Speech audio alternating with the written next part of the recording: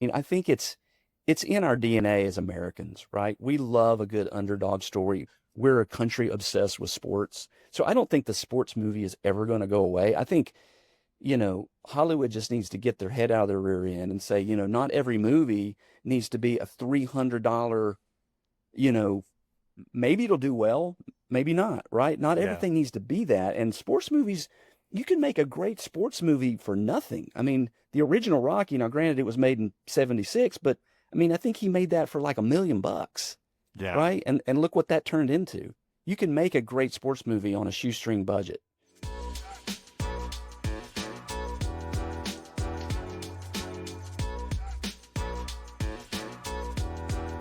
We welcome the author and graphic designer of Movies with Balls, the greatest sports films of all time, analyzed and illustrated, which is available now.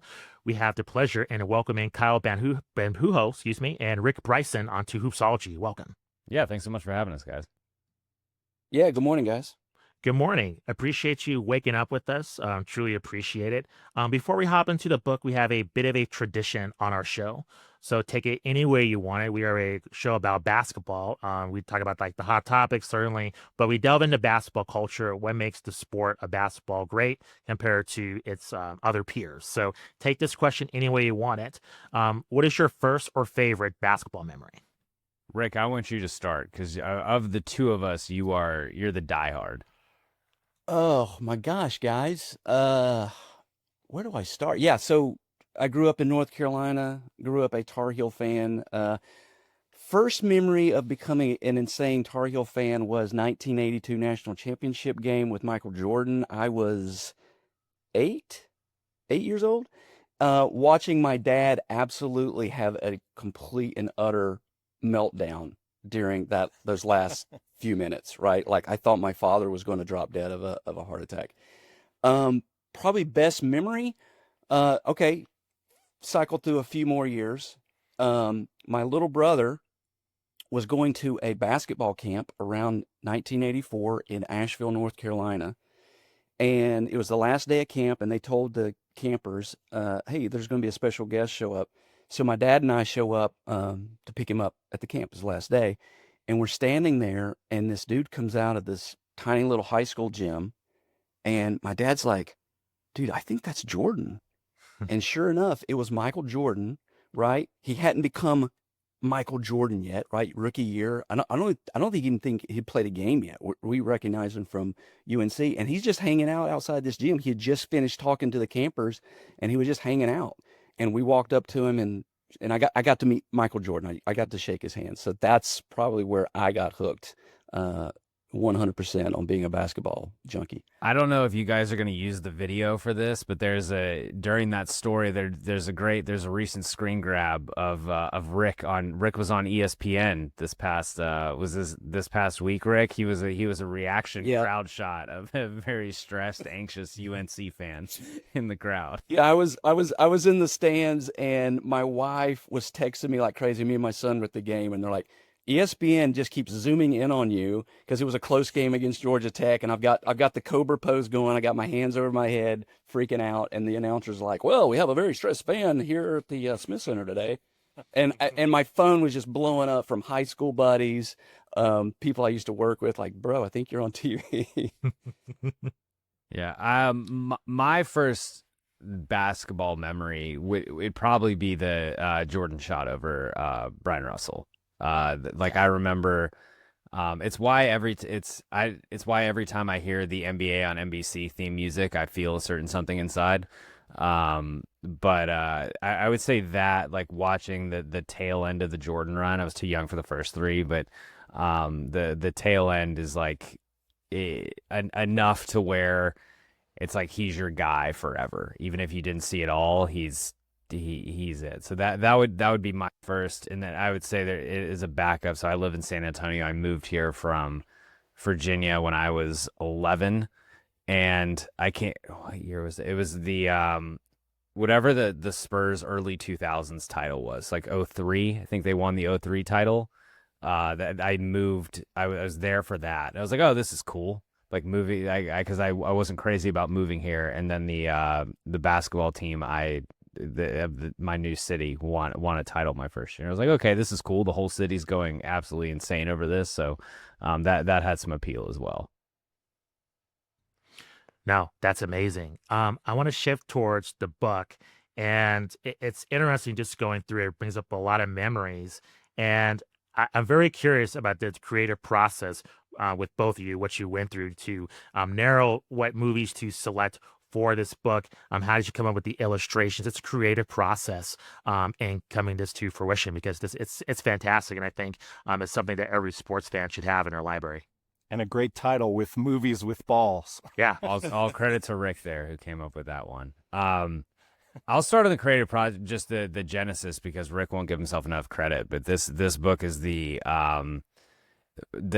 genesis of Rick being just the ultimate creative guy and the ultimate tinker. And Rick, if I remember correctly, you were just one day thinking about how we don't get tickets anymore for sports, and he came up with the tickets that you see in the book. Each movie that we cover has like this incredibly intricately designed ticket by Rick, and that was the original. The book was just going to be those tickets of these fictional movies that we that what would these tickets have looked like. We didn't it helped with the movie selection because we don't, the tickets for things based on a true story are real. If you want to look at the ticket for Miracle, those are on eBay for a large amount of money. And so Rick created these tickets of these fictional events. So Rick, as far as picking the movies, I always say like 10 to 15 were probably set in stone, 100% going to be in any variation of the book we did. Yeah, I think when we sat down to start picking the films, I mean, obviously there was those core films that have to go in there, the Bull Durhams and The Natural and Teen Wolf, some of those classic sports films. And then when we got past those 15, it did get a little hard to choose. Going back to what Kyle was saying, the one rule that we had, if someone buys the book and they crack it open, they say, "Hey, where's Hoosiers or where's A League of Their Own?" The one rule we had is we started with the ticket. So if there is a real ticket out there for that game, we didn't put it in. We just focused on fictional sports films, right? So Hoosiers, based on a 1950s true story, A League of Their Own, Miracle. Those are all films that are based in fact. And so we felt like we wanted to stick within fiction so we can have a little more fun, so Kyle can really unpack these things and talk about almost a little fan fiction, like where did this coach go and why did he do this, and where did this player end up, so we could have a little more fun in that case. But yeah, when it came down to really picking the films, that was tough. It was a process that we did with our publisher, and we ended up with 25. And there was a lot of stuff left on the cutting room floor. And again, maybe our publisher's listening to this. We have enough for a sequel for sure. For sure. And that would be the dream. Do you guys feel like in your analysis and looking at all those selections, of which, as you highlighted, there are many, are there fewer options? Like in the last 10 years, does it feel like fictional sports movies are sort of on the downtick in terms of what's being produced and released? I would say yeah, but that's almost any genre that isn't superhero or horror.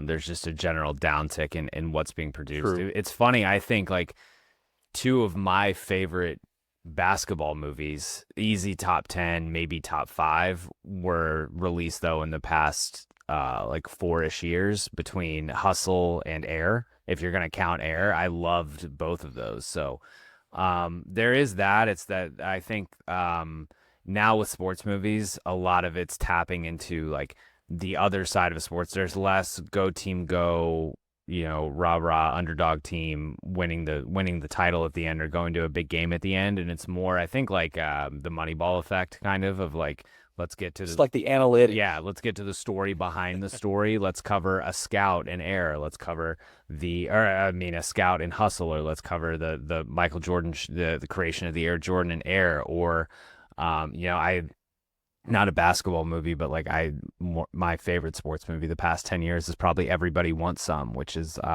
Richard Linklater's spiritual sequel to Dazed and Confused that is about a college baseball team, and there is one baseball scene in the movie. There's a practice, and it's more just about the team and like how the sport really brings them together. So there's more, it's more stuff like that. But yeah, I mean, I think in terms of any genre, there's just less to pick from than there was in the 80s and the 90s when they were just cranking these things out. There's like multiple sports movies a year. So that's where the bulk of the book is from. I think the most recent movie in the book is She's the Man, Rick, probably, right? Or Talladega Nights, like Talladega Nights, She's the Man, something like that. Creed. Oh, Creed. Yeah, that's right. That's right. So Creed. Yeah. The boxing movies will be made until when the world is over, there will just be cockroaches and boxing movies left. Which is interesting on Creed, not to change the subject, but when you spoke with Jeff Pearlman, Kyle, I think he even said he believes Creed is the best of the Rocky series. Which I never really thought about that, but I think he might be right. Yeah, I kind of consider them different. I struggle to say like Creed is the best. I know that's Jeff's take, and like I would say I like Creed more than I like watching Creed more than I like watching any of the Rocky movies, but I feel it's unfair to compare them as like Rocky started in the 70s. I think, just to interject, I will add that with Creed, I think for people that are not into boxing, that they do not know how boxing works, that movie is fantastic in showing you how boxing works from basically ground zero to being a champion. I think it did an excellent job of explaining just how, it works in terms of, with Creed, he has a job and he has to go to Mexico and he's just getting the crap beaten out of him to work his way to the top. I think it was really fantastic and interwoven all those stories. I'm sorry to interject, Matt, but no. And then also the way they took Balboa, this iconic character who was always so front and center and everything else, and they made him the side character. Mm-hmm. But that was great. He was almost like the Jedi Master passing on his skills, and I loved how Ryan Coogler just wrote that story, structured that story, and just shot the way that whole film is shot. Creed's phenomenal. Amazing. Yeah, the first fight in Creed where he fights the one guy's son, and it's just like the 2-rounder, and it's the single shot is. I always say, like, I remember watching that and just being like flung into my seat. Like, I just couldn't believe it. It was it's still the most incredible boxing match in a movie I've ever seen. So we've done a lot of analysis on our show. We've done some movie reviews, but a lot of documentary reviews. Wanted to ask, with all the analysis you guys have done for the book, what are the kind of essential elements of a great sports fictional movie? Ooh, Kyle, I'm going to let you take that, buddy, because Kyle's been doing his podcast for a long time, and I know you've gotten into that a lot. Yeah, you've got to get the sports right enough. You've got to, and it depends on what kind of movie you're making. If you are making serious basketball, baseball, football movie, the sports have to look really good. If you're making basketball, or if you're making semi-pro, if you're making a comedy, if your first purpose is the comedic effect and not the authenticity of the sports, then you get a little more leeway. Although I will say, like, there are some like the basketball and semi-pro from everyone other than Will Ferrell looks pretty good. Like Woody Harrelson can ball. So you got to have that. You've got to, if you are doing a story around a team or around a specific person, you have got to have enough buy-in in that person where you care about their success, or if there's some sort of anti-hero, like you've got to be invested. When that big chill moment at the end hits, when they try to do the Roy Hobbs home run in the natural, or that kind of like championship game moment or something like that, you have to be invested one way or another in really wanting this to happen. There are some movies where it falls short for me. Like I don't want to. The movie's fine, but like Glory Road is just like middle of the road for me, because it's 100%. Because I'm not as bought in. I don't think they've done a good enough job developing the team, the characters. Like, you've got to spread the ball around. You have to have, if you're doing a team sports movie, you've got to have investment in multiple characters. That's where I think a movie like Rookie of the Year falls really short, because it's like, hey, we've got a 12-year-old relief pitcher, and now suddenly we're really good, and like at the end I'm like, I don't care if this team wins. But Kyle, to add on to that, I would say, as a Tar Heel fan, in Glory Road, I do love how they made Kentucky the big. I'm sure you did. I'm all for that. I'm sure. And I'm all for that at any time. I'm sure you did. Yeah, but they pull in. I think John Voight plays Adolf Rupp in that. Yeah. Yeah, no, it's gotta, they've got to get you invested in some form or fashion. You have got to, it just like sports. I mean, it's why we love sports. We love being invested in something bigger than us. And so you have to, the movie has to find a way to make you commit to those characters in, say, an hour and a half. So by the last 30 minutes that you're just as dialed in as if it was, your favorite team. And I would just say too, I mean, you talk about this too, Kyle, when we first met and started writing this thing, and you brought up the great point of the big chill moments, right? And to me, a really great sports movie has multiple moments like that, right? It's like in screenwriting, when they talk about you need an action, if you're writing an action movie, you need an action movie every like 10 minutes or something, to keep the story. To me, The Natural is one of those great ones where they start out at the beginning with he's striking out the whammer, and then all throughout the movie there's these little moments of greatness, and it just completely, it constantly builds to that last iconic moment that everyone knows. So breaking up a film structurally where you get those moments, like those rah-rah stand off, jump off the couch moments to cheer, that's what makes, to me, a really great sports movie. Yeah, the person who does that best is, or one of the best, is Gavin O'Connor, because Miracle is full of those moments. And then a movie that was probably a tough cut from the book for Rick and I was Warrior, the MMA movie with Tom Hardy and Joel Edgerton, and that's like for me, that's almost like a perfect sports movie. It just, have you guys seen that, by the way? We always ask people, that's almost like my conversation starter with people. It's like, have you seen Warrior? And if they say no, it's like, here's a copy, dude. Yeah, watch it right now. Oh man, well, I got to get on it, because I'll be honest, I have not. That's exactly why it's not in the book. No one saw it. That's a huge knock, because I'm a huge combat sports fan. I knew a lot of behind the scenes in that movie. Never got around to seeing it. So I need to see it. It's incredible, and I don't watch combat sports at all. Yeah, same. And I sat down and made my kids watch it one time, and at the end, no spoilers, but they both turned to me almost on the verge of tears, like, "Why did you make us watch that?" Now I'm all emotional.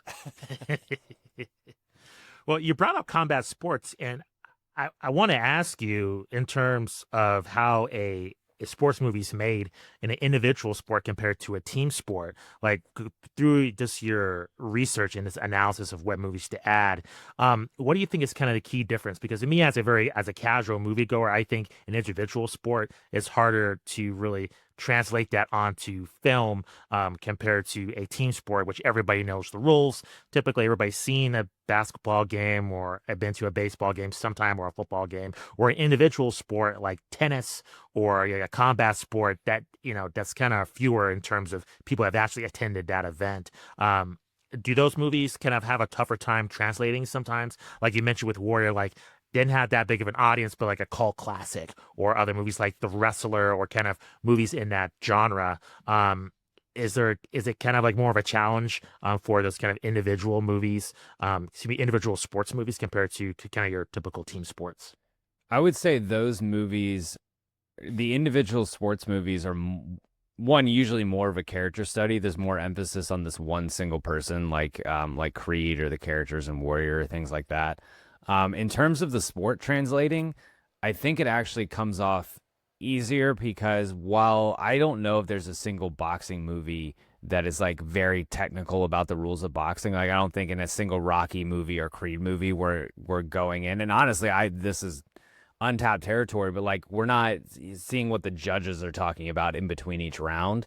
Like, movies have been having guys like kick the crap out of each other for over 100 years at this point. So like that aspect of the individual sport is easier to film and easier to get at something. And the thing with the individual sports too, as far as the sport itself translating, it is just easier to film inside a boxing ring and choreograph a boxing match or a fight than it is a football game or golf. Actually, one of the more if you notice, there's very few golf movies, despite it being a worldwide sport, because it's very difficult to film and get right. So there's that aspect. There's just a lot more emphasis if you're doing a boxing movie on getting that character really right and having a lot around them, because again, there's not a ton of matches that they, especially now, like, you know, if you're doing a movie about an old school boxer like Cinderella Man, which I really like, you know, he obviously boxes a lot, but it's about that person. It's usually about their struggle. We have seen so many movies about insert tortured boxer here, tortured fighter here. So, you know, someone has something going on. So they're definitely more character studies than they are sport. But I think because of that, it's like I have a great idea about this guy who's dealing with, you know, that this boxer is dealing with his going blind in one eye, or his wife has died, or something like that. And now I can just easily apply that to the sport. Whereas if he's like a baseball player, basketball player, it's a little different. Wanted to ask where you guys think basketball ranks in terms of difficulty in filming during those sports movies, because the action isn't maybe quite as constant as something like the level of soccer, but it is more constant than something like football, where you get a break between every play. You know, you have quite a few basketball movies on the list here of movies that you analyzed. How do you think basketball translates on the screen, or what did you notice maybe as these movies do well, like such as White Man Can't Jump and other movies on your list? I'll jump in first. It's a great point. I think, you know, when we're watching all these basketball films, man, you can have some that are choreographed awesome. You know, I think Hoosiers, which unfortunately is not in our book, is a great example, right? The way they can kind of structure those little moments and get tension out of those scenes. And then you have the exact opposite with Teen Wolf, which we make a really fun. Kyle did a really great job of talking about, which might be the worst choreographed sports scene in all of movie history. And actually, I saved it on my phone. I followed LeBron James on Twitter, and about a year ago, out of the blue, he posted, "Holy crap! I just got around to watching Teen Wolf." He was like, "Damn, what a terrible last climactic game at the end of that movie." It was like, who shot that? It was just like did they even have a basketball consultant on set to help them, you know, choreograph this thing? So, yeah, I think it's a good point. I mean, there's great ones out there. White Man Can't Jump, which again is a little different, right? It's more about pickup games and the hustle. But then going back to what Kyle's saying, more of that character study. But then you have the ones like Teen Wolf that just are terrible. You know, and there's a lot of those out there, and those, you know, unfortunately did not make the book, or fortunately did not make the book. Yeah, it comes out to who you cast too. If you have guys who can Yes, play, you know, a lot of the best basketball movies did for a lot of their B-roll, and a lot of it just kind of rolled the ball out. That last game in Blue Chips, famously, they grabbed a bunch of college and NBA players and just rolled the ball in the middle of the court and said, y'all play for 40 minutes. And that's right. You know, and we're going to script the final play, that final lob, but like, just go out and play. You know, Coach Carter, I think, is one that has a lot of great basketball action. They got a lot of actors who could play basketball. Well, with Hustle too, they cast you know, Anthony Edwards, right, as the bad guy, and who's awesome. Yeah. He's so good, so good. Yeah, but that, I mean, all the action in Hustle, aside from I guess the first game where he finds him, like every other bit of basketball action is you're watching an NBA player typically go up against other NBA players or high level athletes, and there's benefit there. And then if you're you know, you just have to be smart about, like with White Man Can't Jump, Wesley Snipes is famously not a very good athlete. They were able to hide him pretty effectively in that movie. A lot of quick cuts, a lot of close-ups, and then like Woody Harrelson can ball. Like we've seen it in White Man Can't Jump. We've seen it in semi-pro. So yeah, it's if you cast athletic people, you're usually going to get good results. And sometimes you have Kevin Costner, who's an incredible athlete, and sometimes you have Michael J. Fox, who is a terrible athlete. I want to ask, and you mentioned this earlier about the state of sports movies in 2024 and fictionalized sports movies, because I am a millennial, so grew up with all the classics. I mean, we'd be here all day just running down just the library of sports movies that Matt and I hold in high regard. But now we have more streaming options than ever, and you would think there'd be a home for some fictionalized sports movies that are serious or funny. And yet that's not it. And yet it's so much reliance on the superhero genre. It's not like, especially now, with action movies and superhero movies, I mean, they're kind of floundering nowadays. Do you think I mean, I realize there's remakes of Happy Gilmore. I know a remake of Dodgeballs maybe in development. Do you think there's ever going to be a time where we'll see more movies in kind of the homage to like The Sandlot or The Mighty Ducks or something, a little bit more serious like Blue Chips, as you mentioned, or even Coach Carter, or Remember the Titans? Just all these classics that just come up that, in terms of money, other than paying the actors, they're compared to a superhero blockbuster, I mean, it's cheaper to make. So I'm just wondering why Hollywood has not gone back to this time where I think our society was a lot better when these movies were in rotation on a regular basis. I think it'll take something doing really well in theaters for there to be more of an emphasis on, hey, let's do some more of these. Like, I think if Hustle would have come out in theaters, I think that would have actually been sort of a game changer. But again, the sports movies like Air did well, but that's a Ben Affleck and Matt Damon movie, and that's two guys who have the cachet to get that done.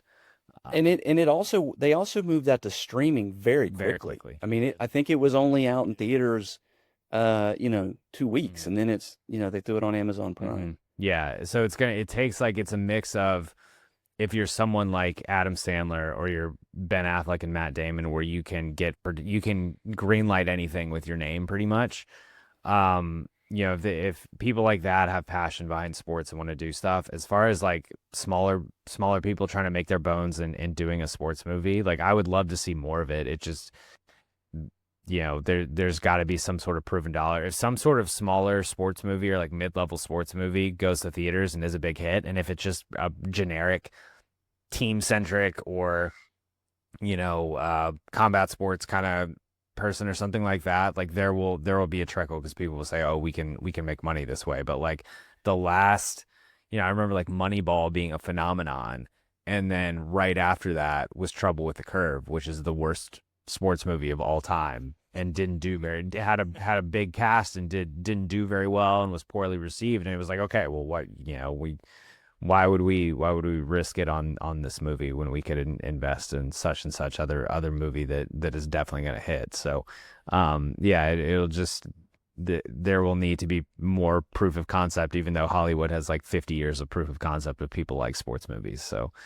I don't know. We need someone with a lot of cachet to start making sports movies. So Paul Mescal, good athlete, did some sort of sport in his Irish college. Like we need him to put something out right now. I mean, look, Gladiator technically is a sport. Gladiator is a sports movie. That's right, Rick. There you go. I mean, count it. I mean, at one point it was in the book. Mm-hmm. I had a fictional Roman. So there was no printing presses there, right? In that day, we had a fictional Roman Gladiator token. too, though. That's true. That's true. But yeah, Gladiator, and so, but we have Knight's Tale, in the book, Also sports, right? And that is straight up a medieval sports film.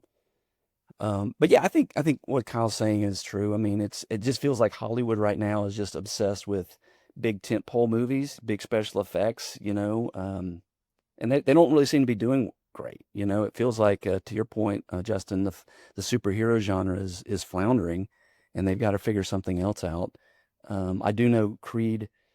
What are we at? Creed 4 now? I think that's definitely in the works. I know that the producer on that famously to is wanting to chase a Drago spinoff, right? Which is angering Sylvester Stallone. I don't know if you've read the gossips on that, but he's against that whole thing. But in the Karate Kid, right? I mean, that's a big one in our book. Yeah, and look at Cobra that Kai. series, right? Cobra Yeah, Kai. I love mean, it. that's a Yeah. phenomenon, and it'll be interesting, honestly, to see how the what's the name of the movie? Is it Karate Kid Legends? I believe is the name of it. I It's think coming out. so. Yeah. Something Right? So yeah. they're doing that's crazy to me. They're doing a spin-off of Cobra Kai show, which is linked to the original Karate Kid and also the remake of the Karate Kid with Jackie Chan, and they're bringing those whole universes together into something. So it'll be interesting to see how that does. It's the existing IP and that thing of it all, of like there's Yeah. more, Yeah. you're more likely to get something that's already been done. Like this has been a big box office couple weeks that we've seen, but it's all it's Gladiator 2, it's Wicked, it's Moana 2, it's all existing IP. So it's I would assume, we're not in the movie business, but it's much easier for a studio to say, oh yeah, something with a Karate Kid on it. Like we know, it's got a track record of success. We have kind of an idea of how many people this would appeal to. Like we can go with that, or we can go with another Creed or Rocky movie versus original story about a basketball team or a basketball player, something like that. the great things about sports movies too. I mean, I think it's in our DNA as Americans, right? We love a good underdog story. We're a country obsessed with sports. So I don't think the sports movie is ever going to go away. I think, Hollywood just needs to get their head out of their rear end and say, not every movie needs to be a $300, maybe it'll do well, maybe not, right? Not everything needs to be that. And sports movies, you can make a great sports movie for nothing. I mean, the original Rocky, now granted it was made in 76, but I mean, I think he made that for like $1 million, Yeah. right? And look what that turned into. You can make a great sports movie on a shoestring budget. Yeah, I go back to Everybody So- Wants Some, which again is not a movie that many people have seen, but much like Dazed and Confused, did not cost a lot of money. Was very small budget, very small cast. He, Linklater was able to tap people who were Glenn Powell's in that movie, Wyatt Russell's in that movie, so he was able to kind of have an eye for talent of people who are going to be more successful down the road. But yeah, it's you can put together something like that on a shoestring budget and have it work in some form or fashion. Because I think you don't need a Super Bowl style arena, or you don't need a Super Bowl, you don't need a massive sports venue, or you can tell incredible sports stories on a very, very small scale. I saw it. I got a screener for my show a couple years ago for a movie called Jockey, which was just about a horse, like a small town horse jockey, that was incredible. It was really, really good. Really small budget, and like stuff like that. There just needs to be more. Carl, what's the new one I have seen the trailer for it, and it looks fantastic. I think it's not Unbreakable, but it's about a one-legged wrestler, true story. Oh yeah, about the yeah. state wrestler. Yeah. Yeah. Friend of Anthony Robles, I think. Yeah, friend of the show, Adam Amin is in that. It looks incredible, and Yeah. and again, that looks like that probably had a very small budget, but man, if you can deliver those big chill moments, man, people will talk about it. Yeah, No. yeah, stuff like that. That's true. 100%. Last question from me, I'll throw it to Justin, but was curious if you guys you mentioned the ticket that you had designed for Gladiator. Is there a ticket design somewhere, saved on the computer for Space Jam? Okay, so we purposely stayed away from Space Jam. Sure. I think there was a lot of copyright. I believe it was a copyright thing, right, Kyle? There was just a lot Space Jam was going one on that there. We just didn't touch. Warner Brothers, and we didn't go there. I wanted to. I should probably make that one just for fun one day. Yeah. But yeah, we there were a couple that we kind of stayed away. Warner Brothers and Disney, we were kind of like, they're notoriously like lawsuit friendly. So No, I don't blame you. I don't blame you. I would just love to see that ticket. I'm sure it'd be Right. For sure. yeah, I mean, Well, Matt, I would love to talk about Space Jam at some point, just in general. Like, you know, maybe if we do a sequel, but like the most unrealistic part of that movie is not him being dragged down into Looney Land or playing against the Monstars. It is his team getting boat raced in the first half and him being like really motivational and like, hey, just got to believe in yourself instead of getting in that locker room and just MFing the entire, just getting in Bugs Bunny's grill and just, you know, the most just MJ just being a supportive teammate, just not. How is he not punching those cartoon characters? Right. Oh, he'd be making everyone feel so bad about themselves in that locker room. Somebody needs to do like an alternate cut on Last Dance and somehow insert that. I think it was Yahoo. Someone did kind of like a fake 30 for 30 on Space Jam at some point, like a 10-minute video. You know, they got some talking headshots of people talking about like Space Jam actually happening and stuff like that, which is pretty funny.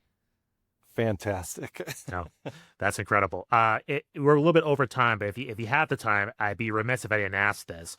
Just through all the movies you guys have watched, who is the best basketball player who has acted in a movie? Who is the worst basketball player that's acted in a movie, you think? Just in terms of like their acting ability. Oh, that like as an actor. As an actor. Oh, not as a player, as an actor. Oh, but you're saying a player, right? Yeah, okay, yeah, got it. yeah, correct.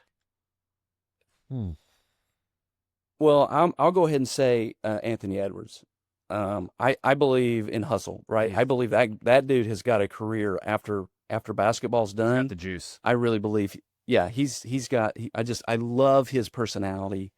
I love seeing him on camera. So he's probably my pick. I love that he took that role. I always admire, like, especially because he was young. It wasn't like he had this cemented great reputation or anything like that. And I love that he was like, yeah, I'll play your villain, and I'll play him really well, and I'll dive in. I love I loved Anthony Edwards in that.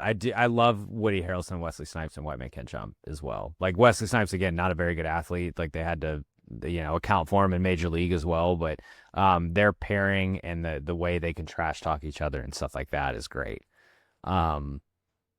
As far as the worst, I don't like Michael J. Fox is a terrible athlete, but he's also Michael J. Fox. Like that's Marty McFly. I'm not gonna, speak. But if you're asking about basketball players, I'd say pick anybody from Uncle Drew. Oh, we're talking about the actual player, like NBA. Yeah, just some player from the NBA or college. I missed prominent college. Yeah, NBA or college. I was just thinking Anthony Edwards in general is one of the best basketball movie characters ever.